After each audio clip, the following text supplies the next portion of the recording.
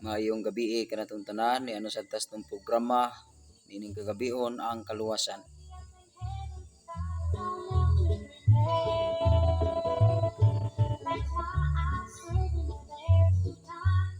Akong pangumusta sa atong viewers gikan sa diha sa Australia.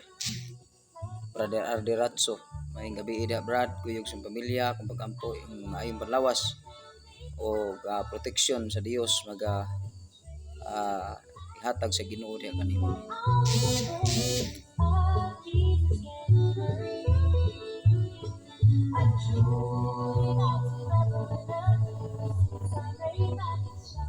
Sa tanan ni mga listeners, viewers sa ato nga Facebook page, maayong gabi kaninyong tanan.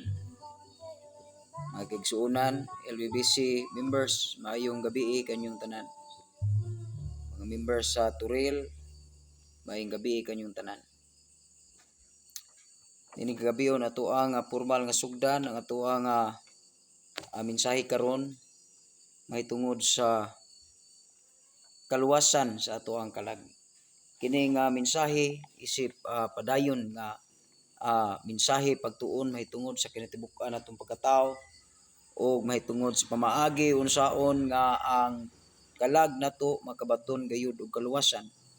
Busa nining kagabion tuguti ko sa pagwali kaninyo sud lamang sa pipila ka segundo or ka minutos nga akong ihatag kaninyo mahitungod sa detalyado nga mensahe sa Ginoo unsaon nga ang tao makabaton gayud og kaluwasan. Kagabi naggisgot kita, number 1, the sinner must know that he is a lost sinner.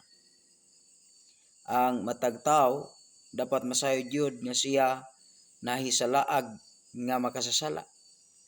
O you must know that you are a lost sinner. O ikaduha ginambuntag atong gisgutan, the sinner must know that he is under the wrath of God because of sin. Meaning that you must know that you are under the wrath of God because of sin. Ingon ang Biblia sa book of Romans chapter number 1 verse number 18, the Bible says, "For the wrath of God is revealed from heaven against all ungodliness and unrighteousness of men who hold the truth in unrighteousness." Ang Bible ang istorya nga ang Ginoo ang kapungot sa Ginoo iyang gipadayag batok ngadto kanila nga mga dili Diosnon. Mga tao nga dili Diosnon ang Ginoo mopadayag sa iyang kapungot ngadto sa mga tao nga dili Diosnon. Kinsa man ni? Mao ni ang mga tao nga naulipon sa ilahang kaugalingon nga bisyo. Naulipon sa ilang kaugalingon nga tinguha. Naulipon sa ilahang kaugalingong bahandi o wala na mo determina, wala na makadetermina sa diniyos nun nga pamaagi o plano sa Ginoo. Ngunay giingos Biblia, "For the wrath of God is revealed from heaven against all ungodliness and unrighteousness of men who hold the truth in unrighteousness." Una, dagan kayo mga tao nga nagabitbit og Biblia, nagabasa sa Biblia, pero ang practices wala mahisubay sa balaang kasulatan. Nganuman tungod kay dili basihanan nga nakay religion ni kalaysoon, dili basihanan nga member ka sa usa ka simbahan, dili pod basihanan nga nagsikag simba apan walay kausaban ang kinabuhi. Ang basihanan mga igsuon mao gayud ang imong tinud-anay nga relasyon sa Ginoo o tinud-anay nga imong pagtuo, pagsalig sa Ginoo o tinud-anay usab nga pagsunod sa Ginoo nga moresulta sa kausaban sa imong kinabuhi. So niining kagabion atong hisgutan mga igsuon, the sinner must know that he cannot save himself. You cannot save yourself rather. Dili ka pakaluwas sa imong kaugalingon. Buna mga igsuon ko ning kagabion, you must know that you cannot save yourself. You cannot save yourself. Dili ka makaluwas sa imong kaugalingon. Matud pa sa Biblia sa Titus kapitulo 3 bersikulo 5, ingon ang Bible, "Not by works of righteousness which we have done, but according to His mercy save us by the washing of regeneration and renewing of the Holy Ghost." ang tao mga igsoon dili maluwas pinagis iyahang buhat. Okay? Not of works of righteousness which we have done, dili pinagi kuno sa atong mga buhat nga atong nahimo, but according to God's mercy He save us. According to His mercy, kaluoy sa Ginoo kita iyang giluwas. Ang kaluoy sa Ginoo nadayag siya sa iyahang pagnganhis kalibutan, na tao siya dito sa pasungan, namatay siya dito sa cross sa Kalbaryo, nagpaagas siyang dugo aron bayran ang atong kasalanan higala igsoon. Mao na ang gihimo sa atong Dios. Ingon na Biblia, but according to His mercy He save us by the washing of regeneration and renewing of the Holy Ghost. In verse number 6, ingon na Biblia, which He shed on us abundantly through Jesus Christ our Savior. Ang atong Ginoong Kristo dili lamang naluoy kanato, muna nga mianhi siya sa kalibutan, number 1, namatay siya sa cross, number 2, nagpaaga siya sa iyahang dugo, number 3, which He shed on us abundantly through Jesus Christ our Savior. Dugo ni Jesus ang ipaaga sa igsuon aron nga malukat ang imong kalag gikan sa pagkapiniriso sa kasalanan, tungod kay naulipon ta sa yawa, kay ang yawa mo ang mauman ang tag-iyas bakak ug mauman ang tag-iyas kasalanan. O ang Bible nagistorya, which He shed on us abundantly through Jesus Christ our Savior. Ang dugo ang gipaga sa cross sa Kalbaryo dili dugo sa karniro, dili dugo sa baboy, dili dugo sa bisan unsang mananap. Dugo ni Kristo ang gipaagas aron nga ikaw makabaton gayud og kaluwasan. Aron kita makabaton gayud og kaluwasan. You must know that you cannot save yourself. You must know that you cannot save yourself. Dapat yung ibaluon mo nga dili gyud ikaw makaluwas sa imong kaugalingon. Ingon ang Biblia, verse 7, that being justified by His grace, we should be made heirs according to the hope of eternal life. Ingon ang Biblia, kita gimatarong pinagi sa grasya. Kita gipakamatarong pinagi sa grasya.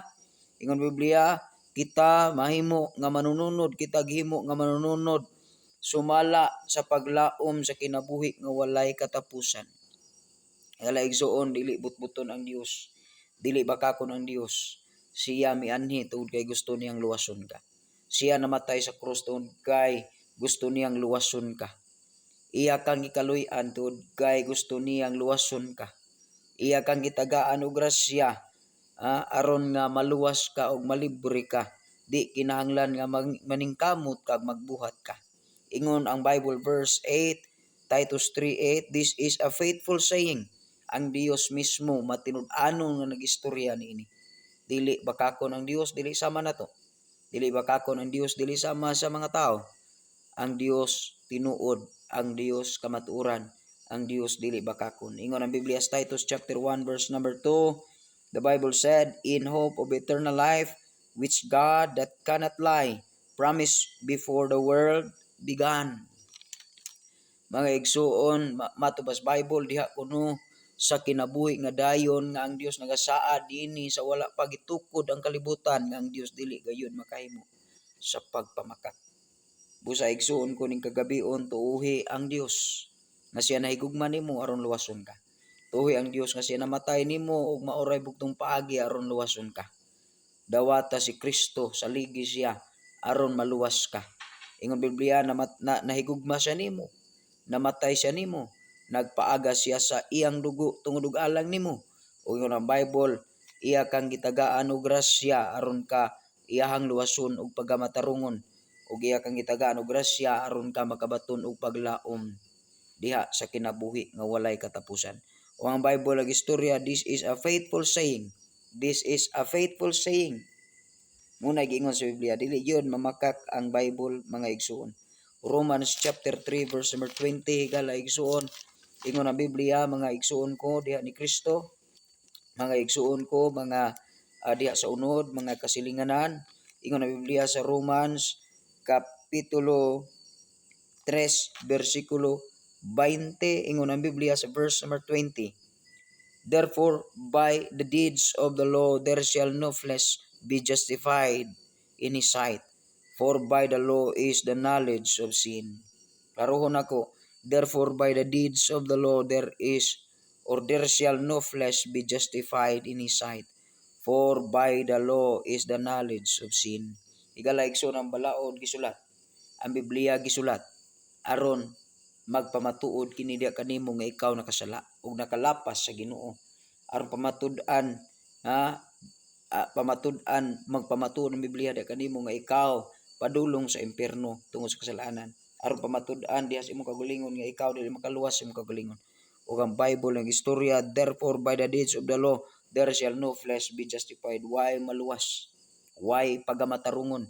Pinaagis imong buhat diha sa mga balaod, pagsunod sa mga balaod, pagbuhat sa mga balaod, dili ang balaod makaluwas mga igsuon. Ingon ang Bible sa Ephesians chapter 2 verse number 8, for by grace are ye saved through faith, and that not of yourselves, it is the gift of God. Ephesians chapter number 2 verse number 8, ang kaluwasan pinagi sa grasya sa pagtuo nimo diha sa Ginoo. For by grace are ye saved through faith, and that not yourselves, it is the gift of God. Ang kaluwasan gasa sa Dios. Ang kaluwasan grasya sa Dios, mga igsoon. Dili balaod, dili simbahan, dili baptism, dili sacraments. Ingon ang Bible sa verse number 9, giklaro sa Bible verse number 9, not of works lest any man should boast. Hangtod karon dagan kayo mga tao na isalaan, naghuna-huna nga ang makaluwas ilang buhat, naghuna-huna nga ang makaluwas ang pagpamimbro simbahan o pagpabautismo, naghuna-huna nga pinaagi sakramento, naghuna-huna pinaagi sa pagampo, naghuna-huna nga pinaagi sa bisan unsa nga pamaagi ikaw maluwas. Pero giklaro sa Bible mga igsuon ko, Ephesians 2:8, for by grace are ye saved through faith, and that not of yourselves, it is the gift of God. Gasa sa Dios, grasya sa Dios, pinaagi ni Kristo Jesus. Si Kristo nahigugma nimo na tao siya sa Bethlehem. Si Jesus nahigugma nimo namatay siya sa cross sa Kalbaryo. Gibayran niya imong tanang kasalanan, ang akong tanang kasalanan gibayran sa Dios aron ko malibre sa kaluwasan. Si Kristo namatay, nagpaaga siya dugo, gilubong na banhaw aron bayran ang imong tanang kasalanan aron maluwas ka. Igalay igsuon. Ingon siya verse number 9, Ephesians 2:9, not of works lest any man should boast. Dili pinaagi sa imong kaugalingong buhat aron wala kunoy tao nga magpasigara. Igalay igsuon, klaro kayo ang giingon sa Biblia. Klaro kayo ang giingon sa Biblia, Romans chapter 11 verse number 6, ingon Biblia, and if by grace, then it is no more works. Kung ang kaluwasan kuno pinagi sa grasya sa Ginoo, wa nay buhat. Di kinahanglan maning kamot ka. Sama karon sa gihimo sa daghan kayo mga katawhan nagsunod sa mga pagtulun-an nga sayop. Pagtudlo nga sayop nga kinahanglan ka mo antos, mo sakripisyo, mo simba, mga lagad, magsunod sa balaod, muhatag, magbautismo, maayom ng buhat aron kuno ka maluwas. Pero ang Bible nagstorya sa Ephesians chapter 2 verse number 8 nga pinaagi ras grasya sa Ginoo, hatag sa Ginoo. O ang Bible nag-ingon sa Bible, ingon ang Bible Romans chapter 11 verse number 6, and if by grace ug kun kini grasya, then it is no more works, then dili na kini buhat. Otherwise grace is no more grace, but if it be of works, then it is no more grace. Otherwise work is no more works. Dili na kini buhat kung grasya man kini. Kung grasya man kini, dili kini buhat kay grasya man kini mga igsoon. Ang kaluwasan grasya ra hatag sa Ginoo. Kinahanglan imong sabton. Ang kaluwasan gihimo ni Kristo dito sa krus sa Kalbaryo, hatag sa Ginoo nimo. Ang kaluwasan gihimo ni Kristo dito sa krus sa Kalbaryo tungod sa kaluoy niya nimo. Ang kaluwasan gihimo sa Ginoo dito sa krus sa Kalbaryo kay grasyahan kaniya. Ang kaluwasan gihatag gihimo ni Kristo dito sa krus sa Kalbaryo kay kaluy-an kaniya. Tungod kay maayo ang Ginoo sa imong kinabuhi. Tungod kay ang maayo kayo ang Ginoo sa atong kinabuhi. Galatians chapter number 2 verse number 16. Galatians chapter 2 verse number 16. Galatians 2:16. Ingon ang Biblia sa Galatians 2:16, knowing that a man is not justified by the works of the law. Dagan kayo mga tao nagsunod karon sa kasuguan sa balaod. Dagan kayo mga tao katawan karon nagsunod pinaagis mga paghalad, mga pagsakripisyo aron sila maluwas. Pero ang ingon ang Bible sa Galatians 2 versikulo 16, knowing that a man is not justified by the works of the law, but by the faith of Jesus Christ. Even we have believed in Jesus Christ that we might be justified by faith of Christ, and not by the works of the law. For by the works of the law shall no flesh be justified. Kinahanglan ibaluan kuno nimo mga igsuon nga ang tao dili pagamaturungon pinagi sa pagsunod sa pagbuhat sa balaod, but by the faith of Jesus Christ pinagis pagtuo nimo diha ni Jesus.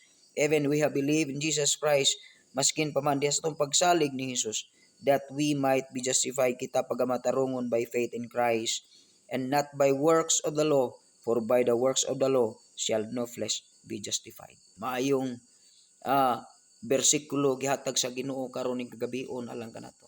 Nga dapat tibaluan nimo dili ikaw makaluwas sigala igsoon. Kinsa may makaluwas? Katapusang bersikulo mga igsoon ko 1 John chapter 5 verse number 11 ingon ang Biblia, and this is the record that God hath given to us eternal life, and this life is in His Son.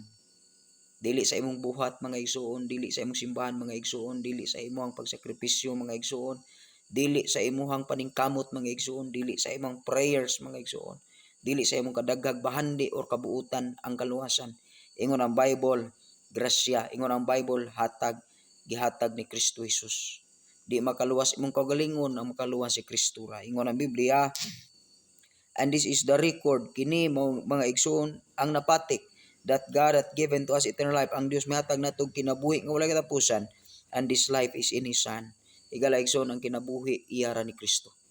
Ang kaluwasan naa ni Kristo, ang kinabuhi na ni Kristo, busa imo siyang tuuhan si Kristo. Dawaton nimo si Kristo. Saligan nimo si Kristo.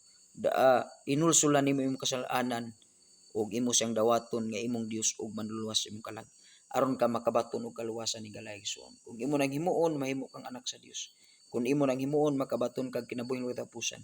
Kung maabot ang panahon kuhaon ka sa Ginoo, ang imong kalag moadto sa langit, dili maimperno. Higala igsoon. Higala igsoon ning kagabion ang pagampo imo kining patalinghugan ug imo kining kinasingkasing pagtuo pagsalig aron ka mahimong anak sa Ginoo. Daghan ko salamat ug maayong gabi kaninyong tanan.